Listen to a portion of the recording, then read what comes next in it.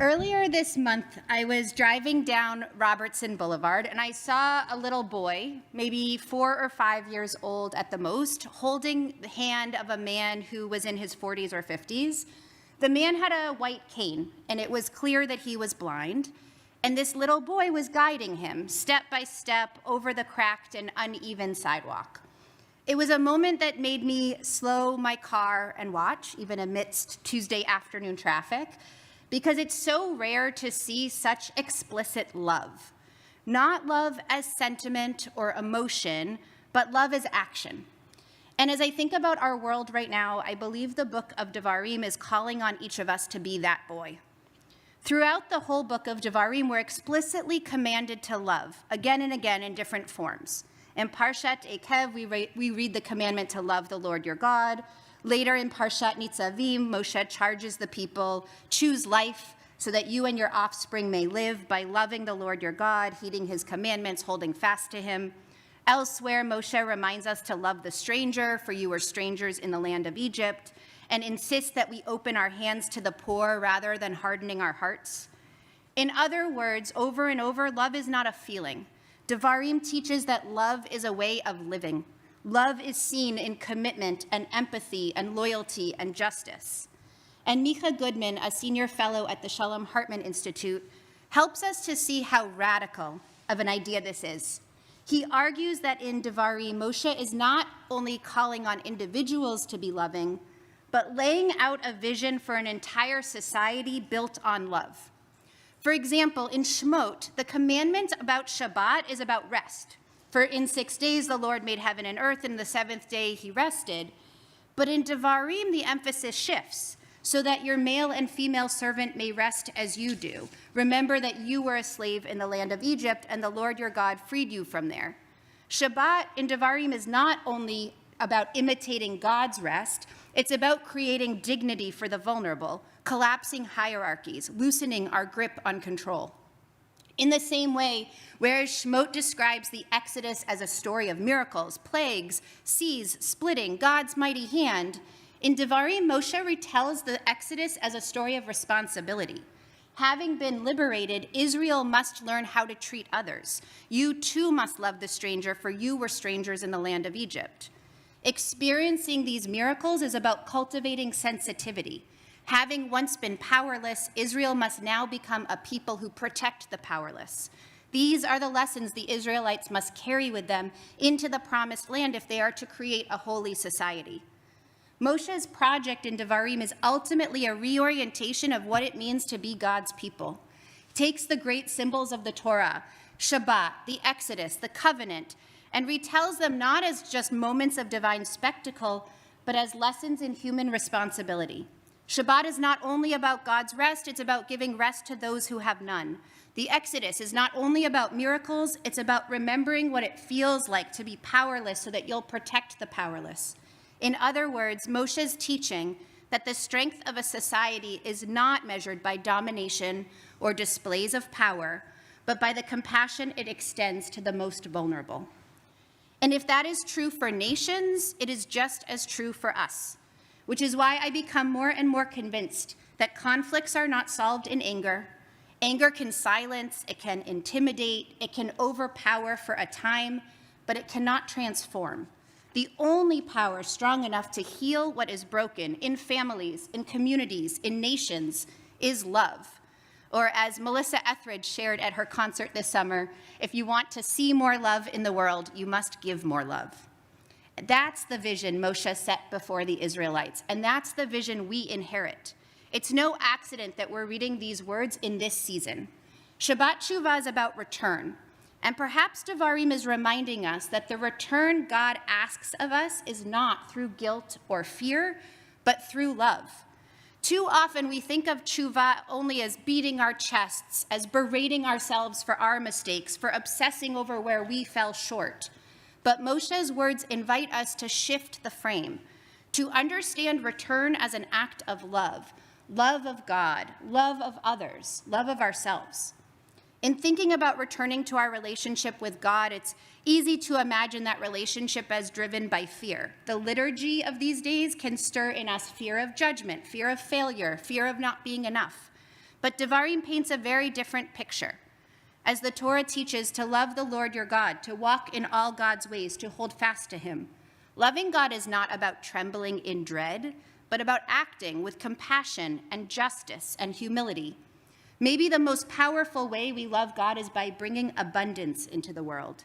Love for our neighbors, for the stranger, for those who test our patience. So what if instead of beating our chests for the ways we fell short, we use this season to renew our covenant with God through a commitment to live a life of love in action, to love those who God created. Returning to our communities through love asks something different of us. Communities are messy. People will disappoint us, say the wrong thing, let us down. But the Torah insists that it is here, in the hardest moments, that love is most transformative. To return to one another with love is not to gloss over hurt, but to choose generosity over judgment, patience over resentment. It's the commitment to keep showing up for each other even when it is inconvenient or uncomfortable. And returning to ourselves through love may be the hardest tshuva of all. It is so easy to turn inward with harsh judgment, to see only our flaws, to believe that if we punish ourselves enough, we will change. But real tshuva is not born of self-contempt. It's born of compassion. Returning to ourselves through love means acknowledging our mistakes while believing that we're still worthy of growth and repair and joy. It means remembering that we're created in God's image and treating ourselves with the same kindness God commands us to extend to others. And so on this Shabbat tshuva, I want to offer that tshuva is not only about turning from sin, that actually what our world needs from us right now is to turn toward love. Love of God, love of others, love of ourselves. And I think that this message can be really easy to dismiss. Love is often perceived as fluffy or sentimental. We live in a world that often dismisses love as a weakness, where strength is measured in war, in aggression, in fighting. And yet history teaches us that this kind of strength never lasts. It can subdue for a time, but it cannot redeem. And there have always been voices who refused that equation, insisting that real strength lies elsewhere. Martin Luther King spoke extensively about love as the most powerful force we have. Not sentimental love, but agape, a selfless, redemptive love that reaches even toward those who oppose us. In his sermon, Loving Your Enemies, Dr. King told the story of Abraham Lincoln and Edwin Stanton. When Lincoln was running for president, Stanton mocked him endlessly, calling him names, ridiculing his appearance. Yet when Lincoln was elected, he appointed Stanton as Secretary of War, not because Stanton had been kind, but because he was the best person for the job. And over time, Lincoln's act of trust transformed Stanton. By the time Lincoln was assassinated, it was Stanton who eulogized him, declaring with tears, "Now he belongs to the ages." Dr. King reflected, if Lincoln had hated Stanton, Stanton would have gone to his grave hating Lincoln. But because Lincoln chose love, Stanton's heart was changed. Hate destroys the hater as well as the hated. But if you love your enemies, you will discover that at the very root of love is the power of redemption. And this is exactly the empathy our world is starving for. Empathy does not mean agreement. It does not erase responsibility, but it does insist that even those we consider our enemies or our opponents are still human beings, created in God's image. If we disagree with someone's politics, if we other the suffering of another human, if we lose the ability to see humanity on the other side of a conflict, then we've lost something essential of our own humanity. Empathy is not weakness, it's the beginning of the world's healing. In this, King's voice echoes Moshe's in Devarim. As the Israelites prepared to enter the land, Moshe knew that they would become powerful and that power can corrupt. And so his charge was clear.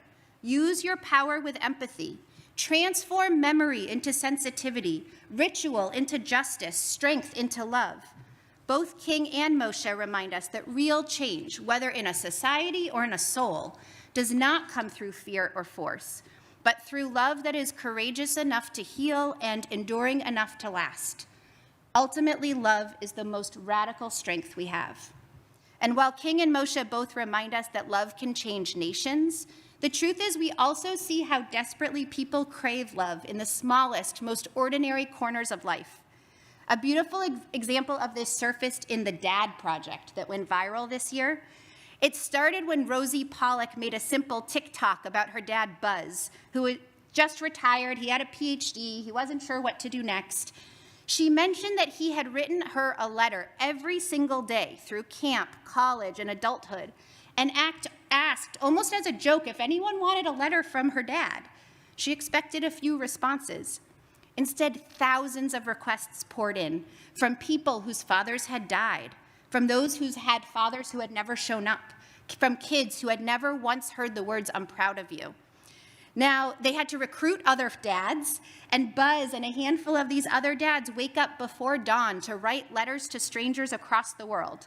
They tell corny jokes, they share everyday stories about pets and the sandwiches they had for lunch, and most importantly, they remind people that they are seen, that they matter, that someone is proud of them. And the responses are extraordinary.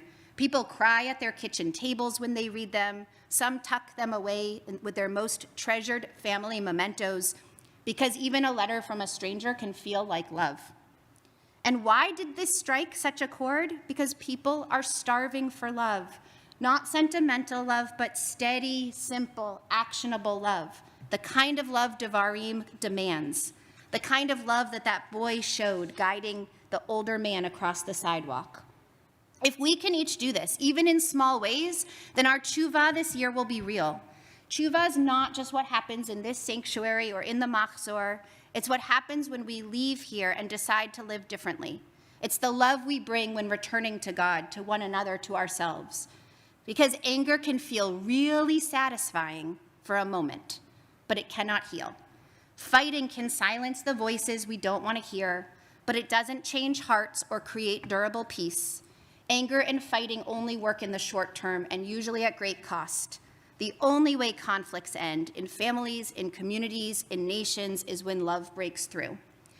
So I want to invite each of us to choose one act of love to carry into this year, not in the abstract, but in the everyday. Reaching out to someone you've grown distant from and beginning again with kindness. Offering compassion in a conversation where normally you'd hold on to judgment. Choosing generosity when frustration would be easier. And when you face someone you see as an opponent or as an enemy, reaching inside for empathy, trying to find their humanity. This is not soft or sentimental work. It is hard work, and our world needs it. Our world is starving for love, not for more anger, not for more judgment, not for more power, but deep and enduring love. So may this be our tshuva, to bring love as a way of living in our families and in our community and in our hearts. And when we wonder what that looks like, just remember that little boy on Robertson. Reach out your hand to help someone else, step by step, safely across the cracks.